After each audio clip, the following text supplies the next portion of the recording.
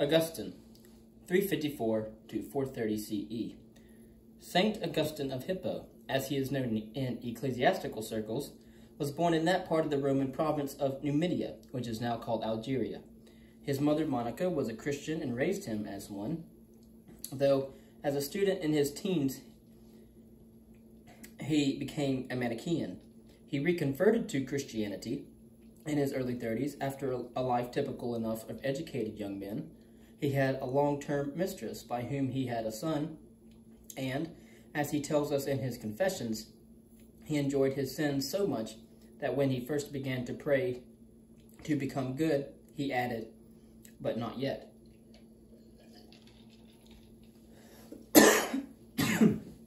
Once converted, Augustine devoted himself to the philosophical problems that his beliefs obliged him to address, not least among them the related problems of evil, free will, and predestination. He had been attracted to philosophy long beforehand by reading Cicero's now lost dialogue Hortensius, or On Philosophy, so the difficulties posed by theology were quickly obvious to him. In addition to offering solutions to philosophical problems that challenged the faith of the Christian church, Augustine served the church well in other aspects, not least in providing ways to make its teachings more acceptable to an empire in which Christianity competed with older traditions of thought in the Greco-Roman world that did not require acceptance of factual as opposed to symbolic miracles, and did not require quite as much ethical self-denial. Christianity had been given legal status by the Emperor Constantine in 313 CE in the Edict of Milan, and had then proclaimed as the official and only permissible religion of the Roman Empire by the Emperor Theodosius I in the Edict of Thessalonica in 380 CE. A very rapid conquest, Constantine's protection of Christianity and ultimate conversion to it had helped make it fashionable among the wealthy bourgeoisie and patricians of the empire, who, however, were more than somewhat concerned by certain aspects of the faith they now embraced. For one example, the Judeo-Christian scriptures said that it is easier for a camel to pass through the eye of a needle than for the rich to enter the kingdom of heaven. For another, the scriptures encouraged loving one's enemies, promoting peace and turning the other cheek, a pacifistic seeming outlook, where Rome was a mighty military empire. Augustine rode to the rescue on both counts. He said that giving alms would result in the souls of the poor conducting the souls of the rich into paradise, and that the parable of the centurion who asked Christ to heal his son proved that Jesus was accepting of the military. To his credit, however, Augustine addressed the question of a just war, providing the basis for Thomas Aquinas' just war theory 9 centuries later. Manichaeism, the doctrine espoused by Augustine before his conversion, was a movement founded by one Mani, or Manes, who lived about a century before Augustine's own time. Mani,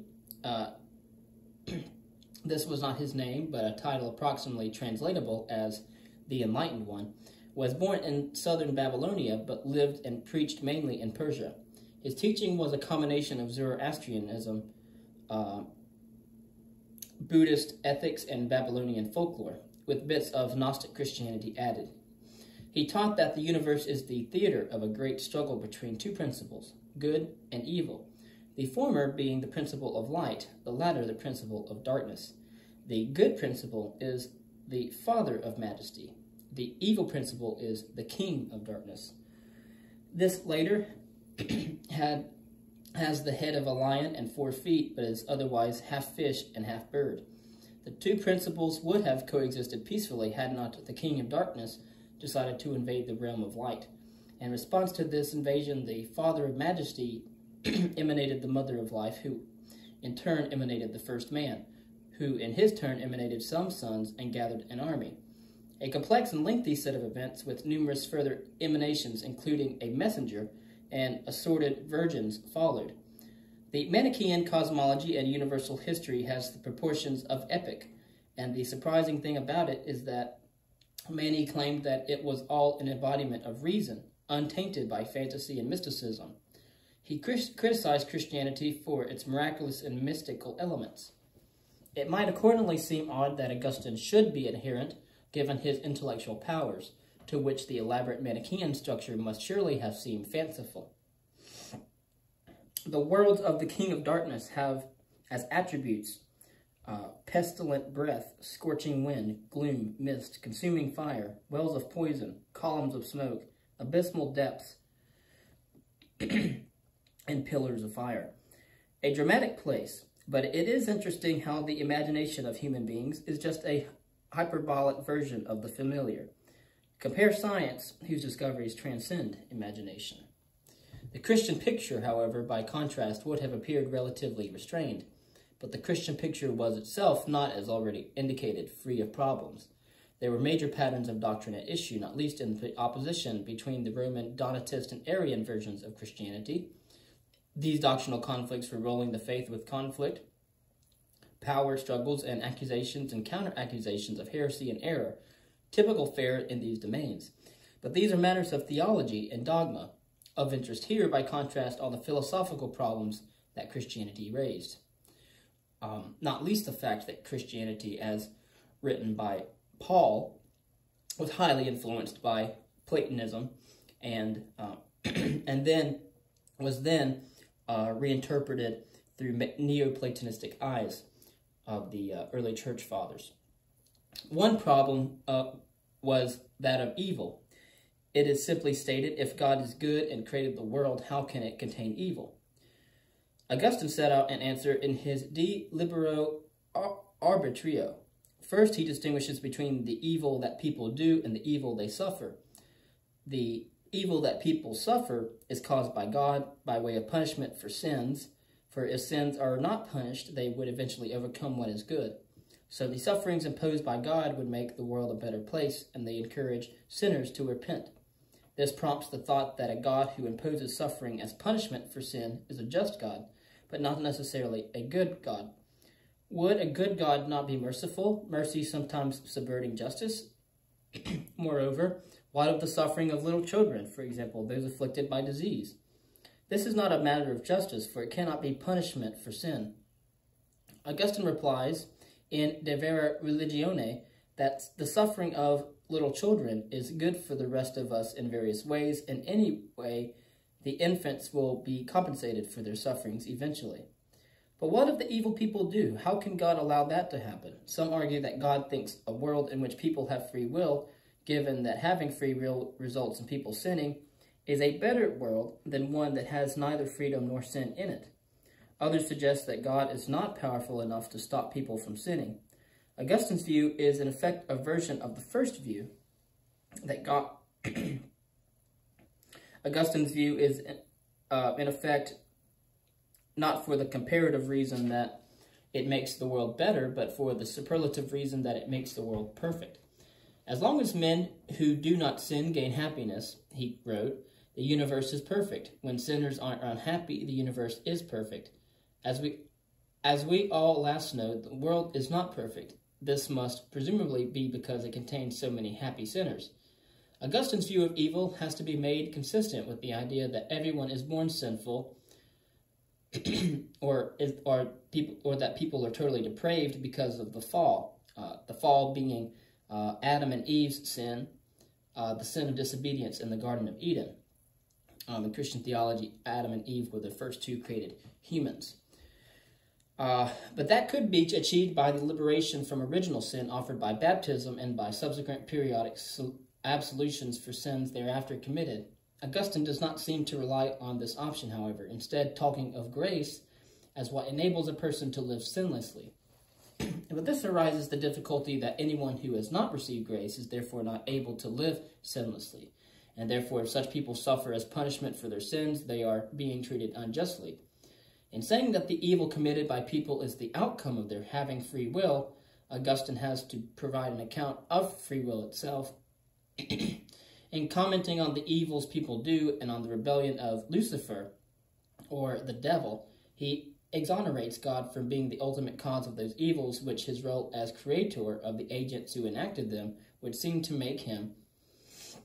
He created them with a propensity to sin. and his omniscience might have forewarned him that they would act accordingly by saying that the cause of evils is the individual sinners themselves. This suggests that nothing outside the sinners causes them to sin. The sinful events begin within them. This gives human beings a special place in the causal chain as first or originating causes themselves. But this view is inconsistent with what Augustine has otherwise to accept, that the serpent, or Lucifer, the devil, persuaded Eve, and then Eve persuaded Adam to eat the forbidden fruit, which means the cause of their sin lay outside them. It is also inconsistent with what he elsewhere says about God inclining or moving people's hearts to do good as instruments of his mercy, or to commit evil as instruments of punishment he wishes to administer. For contrary to Augustine's claims, this latter makes God the cause of the evils that people commit. The difficult question of predestination and foreknowledge, which would seem to be attributes of omniscience, also therefore arises. Familiarly, it contradicts free will and human agency. It also presents Augustine with insuperable problems about time.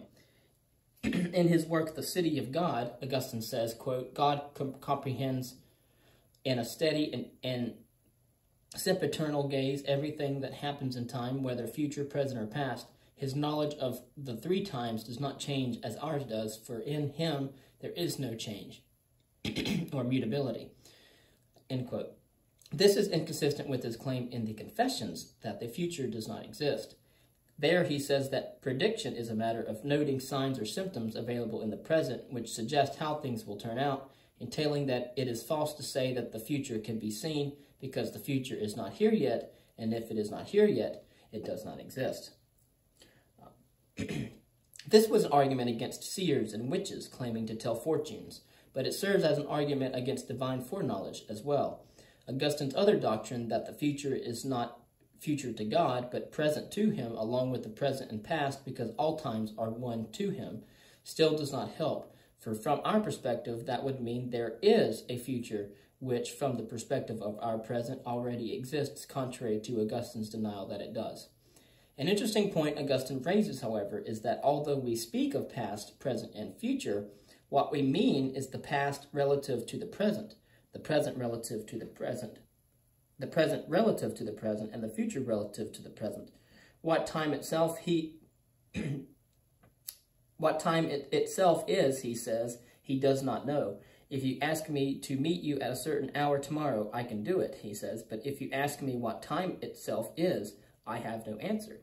It mattered to him, though, that he excused God from existence and time, in order to answer those who ask, what was God doing before he created heaven and earth? For those who asked this question, he would reply, quote, why did he not continue doing nothing? Or they can ask, why did he not continue doing nothing? Or why might he not return to doing nothing as he did before? Or is he in fact not eternal? Augustine's answer is that God is, quote, exempt from the relation of time, end quote. Augustine had a sense of humor in dealing with the question, what was God doing before he created the world?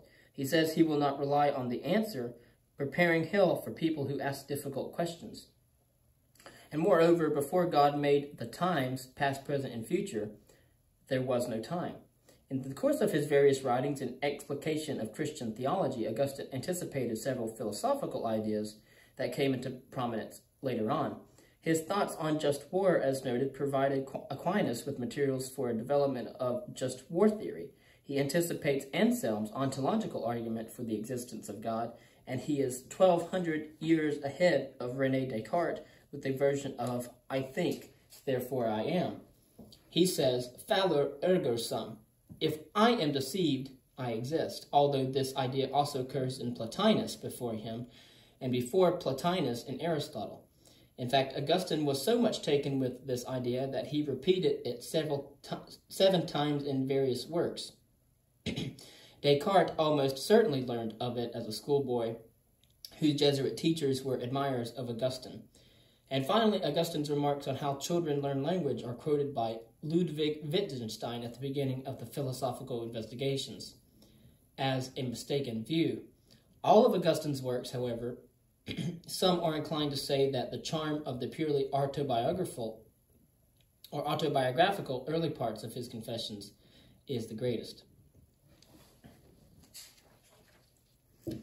Anselm, 1033 to 1109. Archbishop Anselm of Canterbury was not an Englishman, but the son of an aristocratic family at Aosta in Italy. As a teenager, he tried to become a monk, but his father would not allow it. After his father's death, he led an itinerant life, traveling through Italy and France until at the age of 27, he decided to give up his worldly inheritance and take the tonsure, choosing to join the Benedictine order at the Abbey of Bec in France. The tonsure, a shaved patch on the crown of the head, was the mark of slavery in pre-Christian times and was used by the Christian monks later on to signify absolute obedience or enslavement to God. He became its abbot, and in his time, there made it one of the leading schools of Europe, the Benedictine order, of which he became abbot, and he attracted students from many countries. After the Normans had conquered England in 1066, the Abbey of Bec was endowed with lands in the new domains, so Anselm crossed the English Channel to visit them. He was nominated as successor to Archbishop Lanfranc of Canterbury, but at first was denied that position by William Rufus, who wanted the revenues of Canterbury for himself. Only when Rufus thought he was on his deathbed and asked Anselm to give him the last rites was Anselm allowed to take up the archbishopric. This occurred during a period of turmoil in the church, which at the time had two popes in competition with each other. William survived both his illness and his satisfaction at having Anselm as Archbishop of Canterbury. The two men were in frequent conflict, and the quarrels continued between Anselm and Rufus's successor, Henry I. The victory, after 2 periods of exile and other controversies, in the end went to Anselm, who was able to secure the independence of the church from the crown and the supremacy of Canterbury over York, the quarrel between the two archbishoprics having been a considerable source of angry dispute for much of his period in office. Throughout his busy and tumultuous life in the public, Anselm managed to find time to think and write. Most of his work was in intricately dense theology, but with much dense and intricate philosophy alongside. The reputation of scholasticism, the philosophy of the schools, a generic name for medieval philosophy, as consisting in logic chopping and minute distinctions, is not undeserved, and finds exemplification in Anselm, for example. In connection with words that can function as either nouns or adjectives, he asked whether they refer to a substance or a quality. To solve the problem, he distinguished between signification and appellation, something rather like denoting and describing, respectively, and said a term like red signifies one thing, namely redness, but applies to many things. Red balls, red noses, red flags. Moreover, and this is a nice point, although red signifies redness, it does not appellate or exemplify redness, for redness is not itself red, any more than being a man is a man. Another example is his argument that truth has always existed, an important point for theological purposes. It goes as follows: suppose that truth has not always existed. Then before truth came into existence, it was true that there was no truth. But that means there was truth before there was truth, which is a contradiction. So the supposition that truth has not always existed is false. Anselm is best remembered now for his arguments concerning the existence of God, which one finds in the Monologion and the De Veritate, but chiefly in chapter 2 of the Proslogion. The principal argument, which seeks to prove God's existence from the mere thought of God, goes as follows. The concept of God is the concept of the greatest thing there is, something which is so great that nothing greater than it can be conceived. The concept of this greatest thing is obviously in one's mind. One is conceiving of it. But if the greatest thing were only in one's mind, one could indeed conceive something greater than it, namely, a greatest thing that actually exists in reality. Therefore, the greatest possible thing, God, in Anselm's sense, must really exist. This argument has been known as the ontological argument since Immanuel Kant's criticism of it in the 18th century. Kant's objection is that the argument makes existing a property on a par with any other property, whereas it is not a property, but a condition of something's being able to have properties. The argument says that really existing is a property that makes something greater than something that exists only in the mind. But consider, suppose there is a table in my room whose surface is brown and which stands a meter high. The phrase "there is" another way of saying there exists. Now, I can paint the table a different color, or I can chop some centimeters off its legs and the table would still exist. But could I change the existence of the table into non-existence, leaving the color or height of the table unchanged? Obviously not. How can a non-existent table have any color or height? Anselm assumed that for the greatest conceivable thing to be the greatest conceivable thing, it must have the property of existing as an essential greatness. But Immanuel Kant's argument says that to have any of the properties that putatively make it great, it must, so to speak, already exist. So existence is not a property, essential or otherwise. In any case, to say that something does not exist might be, if the thing does exist, to speak falsely. But it is not to contradict oneself. The ontological argument seeks to treat a denial of the existence of God as a contradiction on the grounds that existence is an essential part of his nature.